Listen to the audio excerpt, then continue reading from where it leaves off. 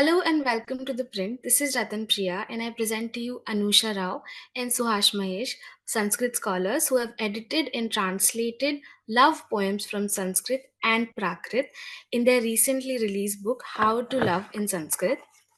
Here's the book with us.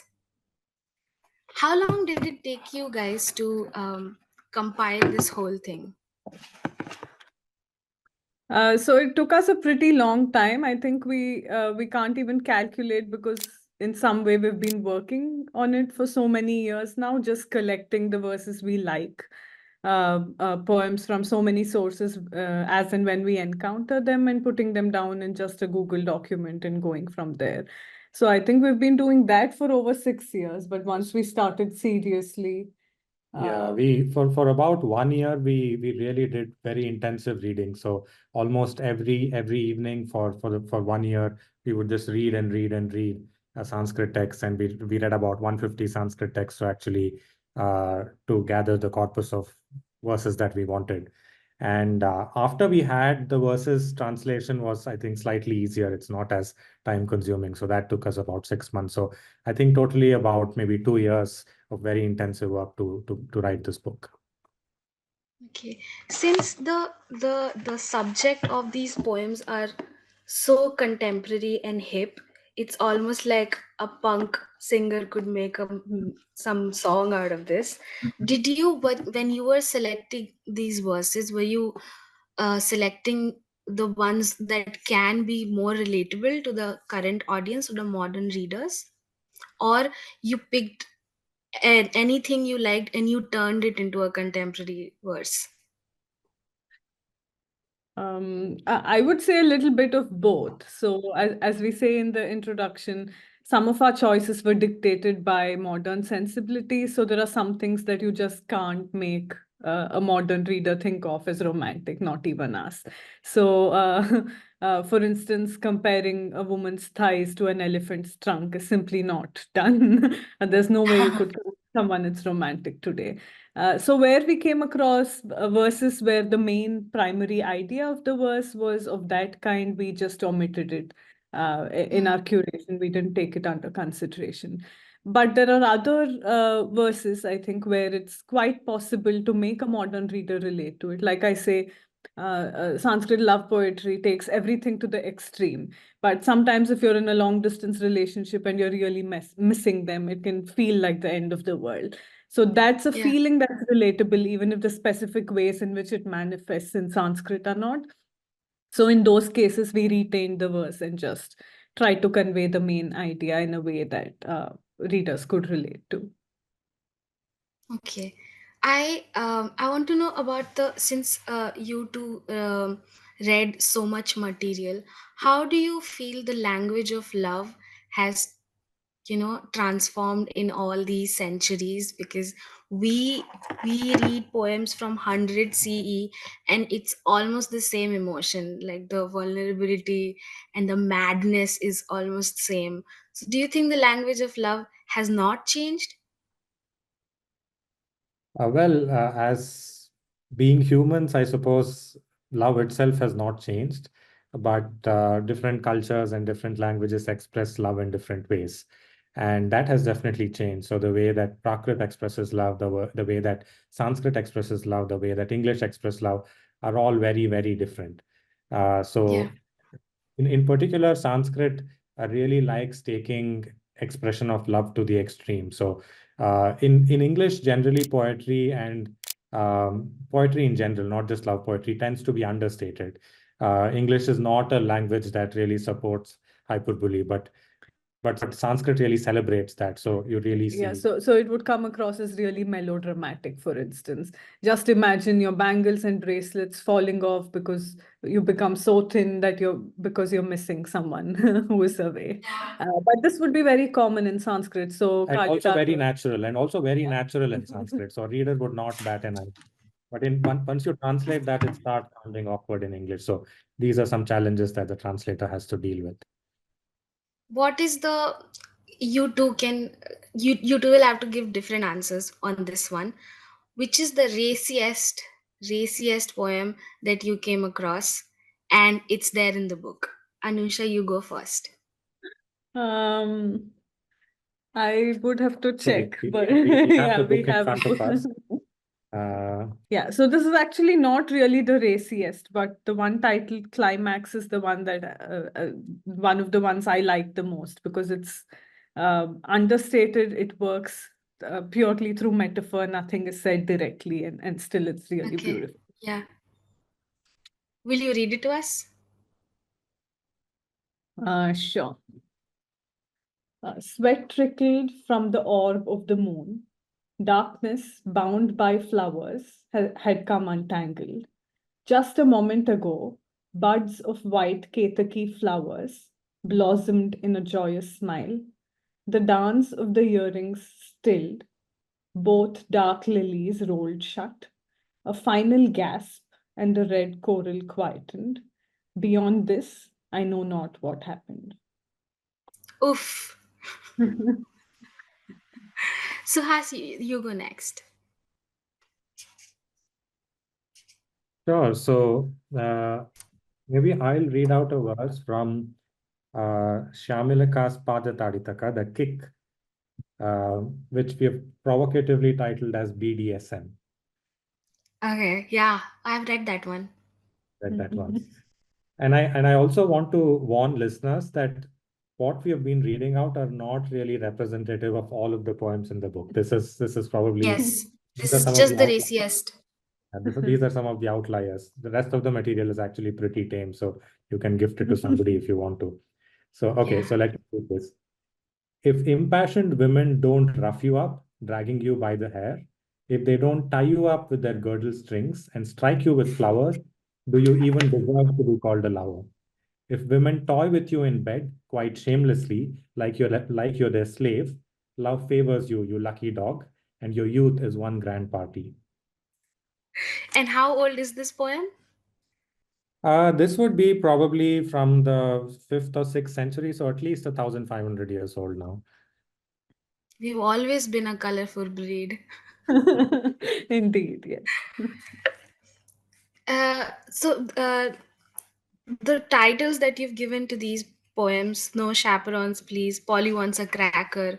So, this has something to do, something that you've also mentioned in the introduction, that a Sanskrit poem is like an Indian wedding and you have to place it in an English chapel.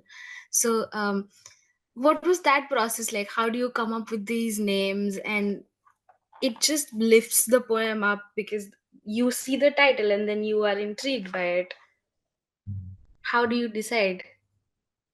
So, one of the constraints that we work with is that we have set for ourselves this rule that the verse has to be completely self-contained, no footnotes, no Yeah. endnotes. So the reader should just have to read it and understand it. Um, but this is difficult because, in Sanskrit poetry, a lot of things are implied. Uh, And there are so many cultural conventions to go with it too that modern readers are not familiar with. Um, Mm-hmm. but then we need the poem to make sense without explicitly writing an essay of a footnote about Yeah, yeah. what these conventions are. and this is where the title really helps because the title helps set the mood for what the reader can really expect from the poem. So once the reader reads the title, they know where the poem is sort of going, and that really helps. So it's really nudging the reader in the direction of what the poem means. Sanskrit poetry is prides itself on working through suggestion. So this was a Mm. way to suggest where the primary idea of the verse lies without us giving it away and going against the convention within Sanskrit poetry itself. So a poet's hint, and then you can take it where you like. Hmm. Okay. So you say that translation is a compromise. A lot of translators have said that when you add bells and whistles in order to suit it in order to place it in another language in another culture, what sort of compromises you think you had to make while bringing these out in English? I think the very first would be meter. Poetic meter in Sanskrit plays such an important role. And the effect it creates is really unmatched. I think even if one were to try to do it in English meter, which we haven't, it would be impossible to replicate. So the name of one of the popular meters that many verses in the book use is called Shardula Vikridita, which is the tiger's play. And it's supposed to imitate the majestic gait of the tiger. And that meter Mhm. comes with its own special effects. So we haven't been able to replicate any of these, and we were quite clear about that at the start. We didn't want to, like we say in the intro, miss the bride and groom for all the Yeah. shehnai and the fireworks of the wedding. So I think meter is one of the main things that we've had to give up. Other sound effects in Sanskrit as well. Absolutely. And Sanskrit was also um, has quite a lot of fillers in it. So for metrical reasons, for reasons of sound. So for instance, a woman might be called um, a beautiful woman with doe eyes or something like that. Mhm. Now, this doesn't really add anything to the verse. It's not a significant part of the verse's imagery, Yeah. but it adds to the sound, and many translators quite literally render all of these things, but we feel it just distracts from the idea that's being conveyed. So if something says woman with doe eyes, we just translate that as darling or beautiful, something like that. Okay. The uses of darling is in a lot of poems in this book, which I have realized. Okay, I specifically love this one. It's from 700 Gars, 100 CE. It's called Well Kept Secret. I'm quite sure that the thick reeds by the river chuckled with my ex-boyfriends on my wedding day, listening to the solemn recitations of hymns blessing the virgin bride. I mean, did you have to dig a lot to find these gems, I would say? Because this is complete, like this person writing it would be, and there's a lot of female perspective, the female agony, all those things. So, my question, I'll come to the question now, is the bifurcation of male and female emotions in this book, the representation of it. Were you careful about it, or it just happened organically? Because the number of poems have those perspectives in it already. Are there a lot of them? That's a great question. I think actually we've been quite faithful in terms of representation there, because Sanskrit love poetry does feature a lot of female perspective, even though mostly it's men writing Yeah, these. But they do write in the voice of women, and the female perspective is clear. And many of these poems are a celebration of female desire. yeah, Um, uh, so in that way, I think we've been quite faithful actually in terms of representation. And the particular verse the poem that you said you really liked, actually is from one of the most celebrated works of love poetry in it's okay, both Sanskrit and Prakrit combined, I would say. So we didn't have to dig a lot for that. We've had to for some of the other poems in the collection, but that particular one. Mm. uh, But really barely anybody reads Prakrit anymore. So even though it's been celebrated for 2000 years in India, these days there are yeah. barely people who read this anymore. The unique thing about the book is that we've not known much about love language in Sanskrit and Prakrit so far. And do you think there is a lot of potential and more work should be done in that regard? I mean, absolutely. Just the sheer number of manuscripts out there that have never seen the light of day.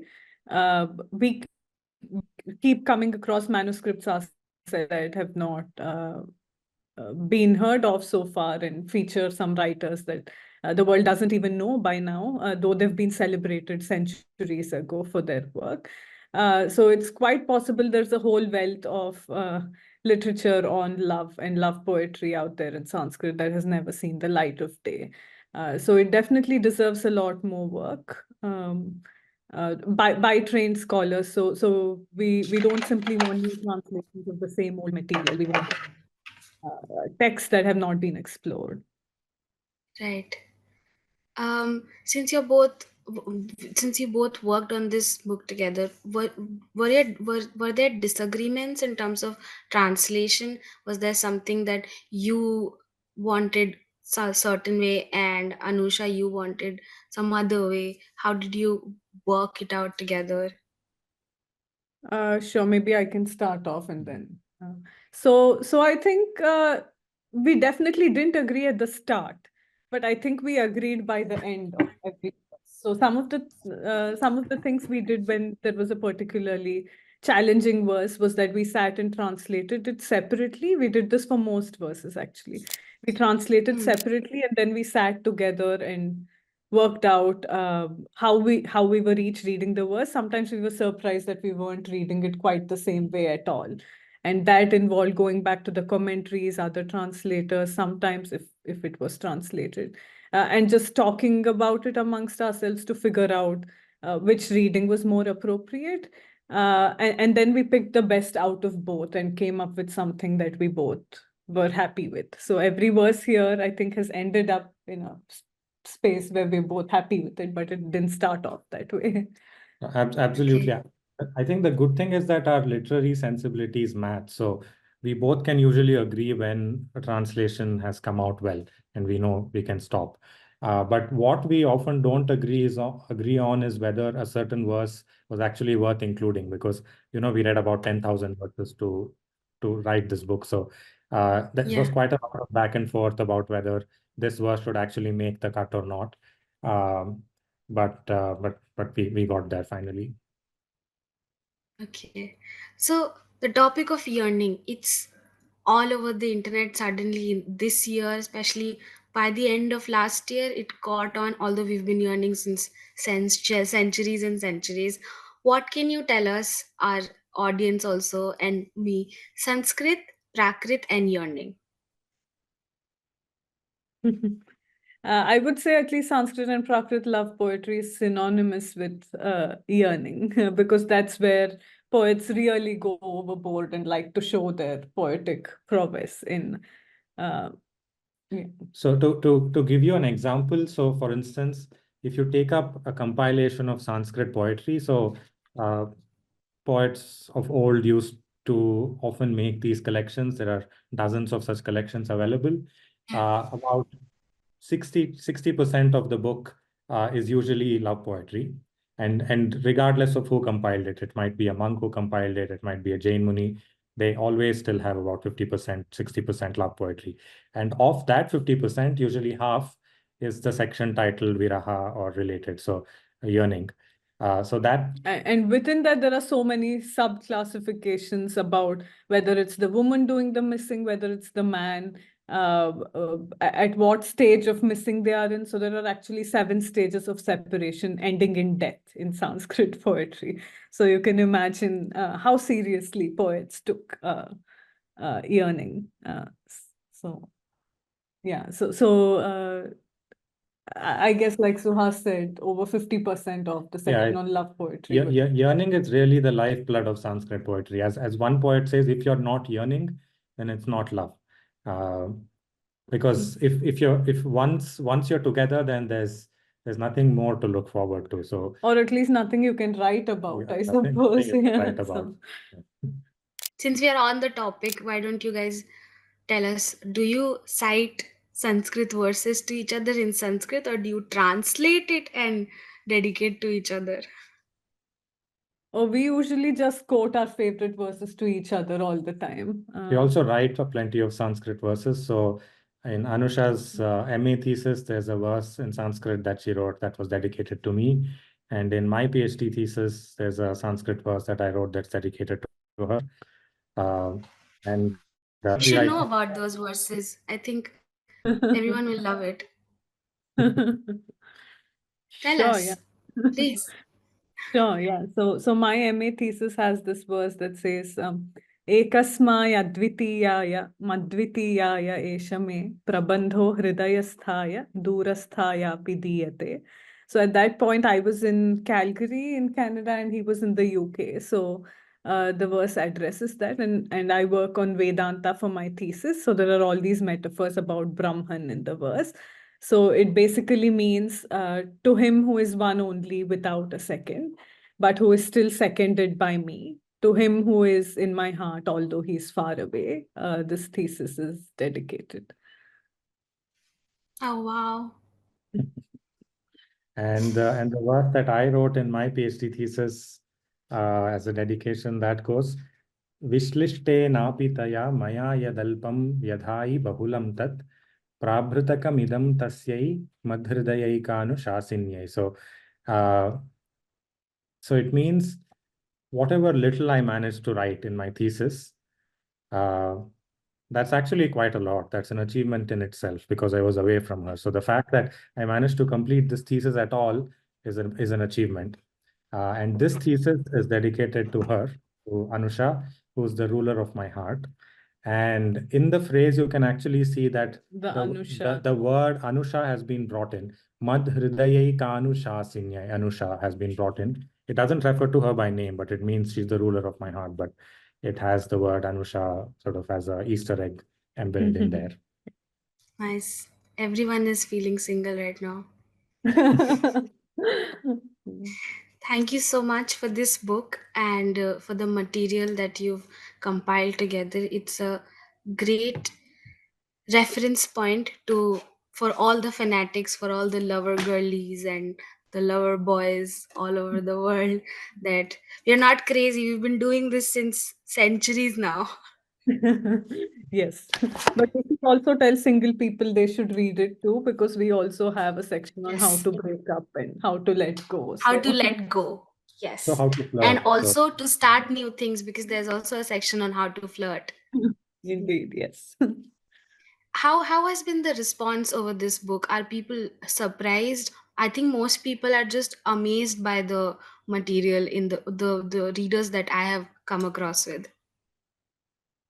That's great to know. I think we had quite a few readers who already know Sanskrit tell us their responses to the book, and they were mostly positive and they were really happy with the way it's turned out. A few others were really surprised, I think, to see the range of love poetry in Hmm. Sanskrit and how relatable it is.